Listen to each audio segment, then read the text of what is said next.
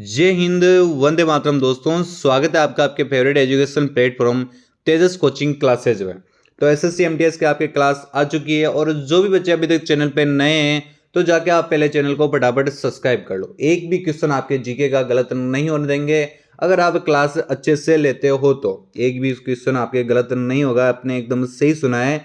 अक्सर आपके देखो सुमेलित वाले क्वेश्चन आते हैं तो मेरे सभी साथी इसको सुमेलित करेंगे। एक साइड आपके फीफा वर्ल्ड 2022 लिखा हुआ गया है और सामने आपके विजेता लिखा हुआ है। तो मेरे सभी साथी इसको सुमेलित करेंगे। 5 सेकंड का समय आपके पास। क्या होगा इसका राइट आंसर है? तो इसका हो जाएगा ए ऑप्शन। ए ऑप्शन आपके एकदम राइट होने वाला है। ये आपके बिल्कुल ऐसे ही सुमेलित होने वाले हैं। अगले क्वेश्चन की तरफ बढ़ते हैं। देश कुर्ग के कोडव समुदाय का एक फसल पर्व है और कोडव को आपके कोडवा समुदाय भी कहते हैं। कौन सा समुदाय कहते हैं? कोडव या कोडवे समुदाय का फसल पर्व है। तो कौन सा है? तो वह आपके पुटारी है। कौन सा? पुटारी कुर्ग के कोडव या कोडवा समुदाय का फसल पर्व है और ये आपके कर्नाटक में स्थित है। निम्नलिखित में से कौन लुइस कैरोल की पुस्तक है? तो लुइस कैरोल की पुस्तक बताओ जिसके वे लेखक है। तो कौन सी पुस्तक है इनकी?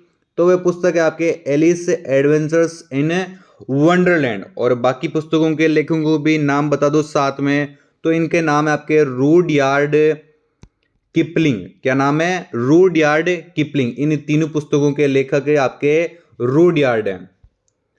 संयुक्त राष्ट्र की एक रिपोर्ट के अनुसार भारत की कौन सी योजना दुनिया की शीर्ष 10 प्रमुख पहलों में शामिल हुआ? बहुत ही इंपॉर्टेंट क्वेश्चन है। मेरे सभी साथी इसका आंसर बताओ क्या होगा इसका आपके राइट आंसर। तो कौन सी है वो? तो वह योजना है आपके नेमानी गंग योजना। कौन सी है? नेमानी गंग योजना है आपके। अगले क्वेश्चन की तरफ बढ़ते हैं। निम्नलिखित में से किस भारतीय पर्व को मनाने के दौरान मक्खन, दही इत्यादि से भरी मटकी को जमीन से ऊपर टांग दिया जाता है और लोग मानव पिरामिड बनाकर इसे तोड़ने का प्रयास करते हैं? तो मेरे सभी साथियों को इसका आंसर आता ही होगा। क्या होगा इसका राइट आंसर है?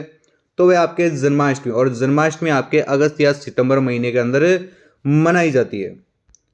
गंगा ब्रह्मपुत्र अक्षांशों के बीच स्थित है। बहुत ही महत्वपूर्ण क्वेश्चन रहने वाला है। साइड के पेज या कोने में आप इसको लिख लो कि गंगा पुत्र डेस अक्षांशों के बीच स्थित है। 5 सेकंड का समय आपके पास।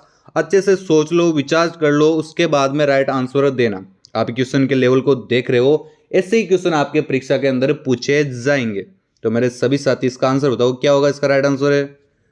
तो वह हो जाएगा आपके D option. 10 degree N and 30 degree N M. बिल्कुल सत्य है आपका राइट आंसर। आपने डी ऑप्शन बताया। तो ह्यूमस मृदा के किस भाग में पाया जाता है? तो जो आपके ह्यूमस है ये मृदा के किस भाग में पाया जाता है आपके?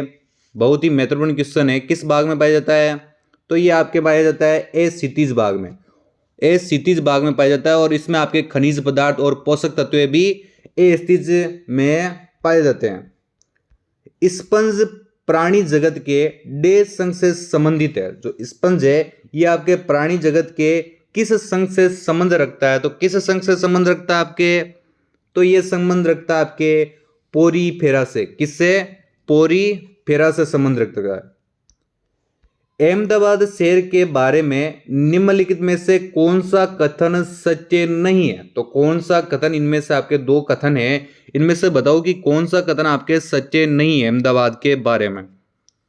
तो वह आपके अहमदाबाद में पहली मील वर्ष 1895 में स्थापित की गई। ये आपके कथन सत्य नहीं है, बल्कि आपके ये 1861 में कब की गई थी? 30 मई 1861 में स्थापित की गई थी।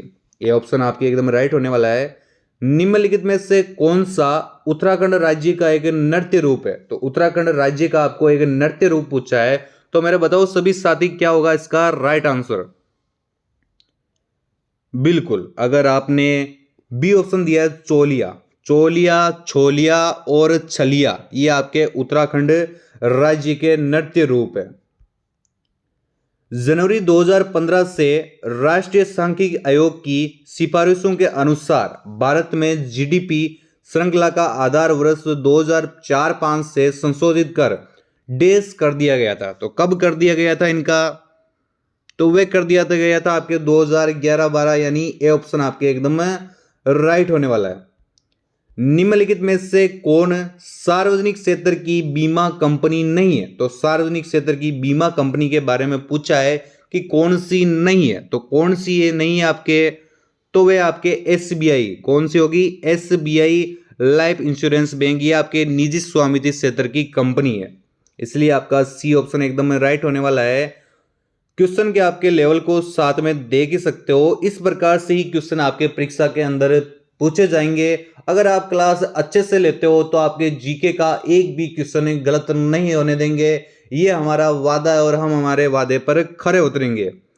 भारतीय संविधान का भाग देश संविधान संशोधन से संबंधित है, तो ऐसे क्वेश्चन भी पूछे जाते हैं आपके कि भारतीय संविधान का भाग देश संविधान संशोधन से संबंधित है, तो कौन सा भाग है? तो वह भाग है आपके 20। कौन सा है? भाग 20 होगा, यानी सी ऑप्शन आपके एकदम करेक्ट हो गया। हाल ही में चर्चा में रहा ब्रह्मरांबा मल्लिकार्जुन मंदिर किस पहाड़ी की चोटी पर बना है? बहुत ही इंपॉर्टेंट क्वेश्चन है, करंट का सवाल है आपके, तो मेरे सभी साथी इसका राइट उत्तर बताओ। सभी साथी को अब आना चाहिए इसका उत्तर, क्या होगा? तो ये होगा आपके नलामाला पहाड़ियां। कौन सी है? नलामाला पहाड़ियां, और ये आपके आंध्र प्रदेश में स्थित है। कहां पे? आंध्र प्रदेश में स्थित है। गंगा और सोन नदियां प्राचीन भारत में महाजनपद से होकर बहती थी, तो किस महाजनपद से होकर बहती थी आपके गंगा और सोन नदी?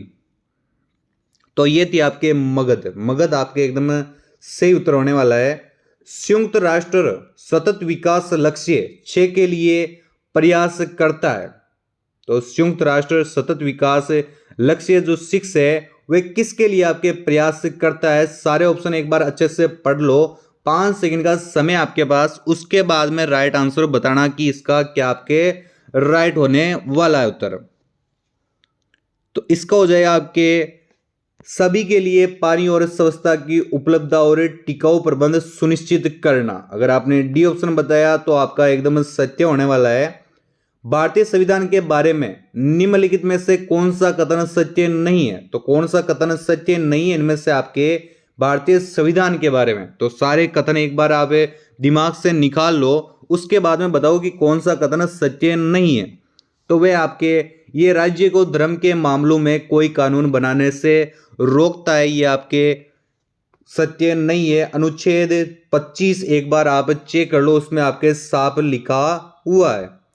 प्राचीन भारतीय पांडुलिपियां आमतौर पर ताड़पत्रों पर या हिमालय में उगने वाले देश के पेड़ की छाल पर लिखी जाती थी, तो किसके पेड़ की छाल पर लिखी जाती थी आपके?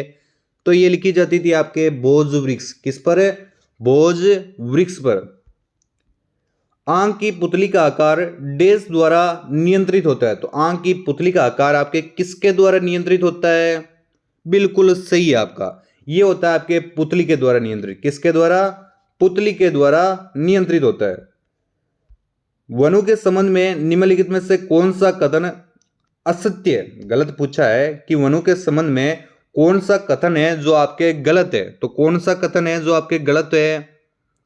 तो वह आपके किसी वन में झाड़ियां वनस्पति की सबसे निचली परत बनाती है, ये आपके कथन असत्य हो जाएगा।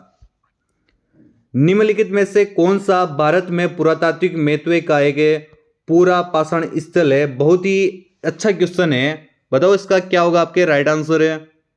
बिल्कुल इसका हो जाएगा आपके हुना सांगी, जो कि आपके कर्नाटक राज्य में स्थित है। और ब्रिजोम और मेहरगढ़ है, ये आपके सिंधु घाटी सभ्यता के स्थल है। और जो आपके चिरांद है, ये आपके नवपाषाण कालीन ज्ञात स्थल है।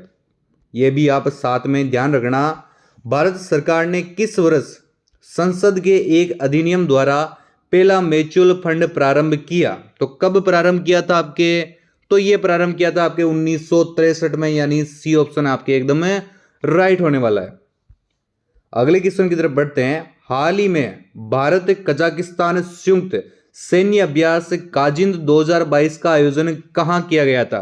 हाल ही की बात है आपके 15 से 28 सितंबर के बीच की बात है, 15 से 28 दिसंबर की बात है। तो क्या होगा इसका राइट आंसर है? तो इसका हो जाएगा आपके ये मेघालय के अंदर हुआ था 15 से 28 दिसंबर 2022 को हुआ था मेघालय के अंदर। और ये आपका छठवां संस्करण था। कौन सा था? छठवां संस्करण था। भारतीय संविधान के अनुच्छेद 57 में क्या कहा गया है? तो अनुच्छेद आप पढ़ रहे हो डेली, तो अनुच्छेद 57 में आपके क्या कहा गया है? आप अच्छे से ऑप्शन पढ़ लो, उसके बाद में राइट उत्तर बताओ क्या कहा गया है आपके। तो वे कहा गया है आपके, एक व्यक्ति जो राष्ट्रपति के पद पर है या पहले इस पर रह चुका है, इस संविधान के अन्य प्रावधानों के अधीन वे इस पद पर फिर से चुनाव के लिए पात्र होगा। ये आपके अनुच्छेद 57 में कहा गया है। अगर आपको क्लास अच्छी लगी हो तो लाइक का बटन जरूर दबाएं। मिलते हैं आपको अगली क्लास में। जय हिंद, वंदे मातरम दोस्तों।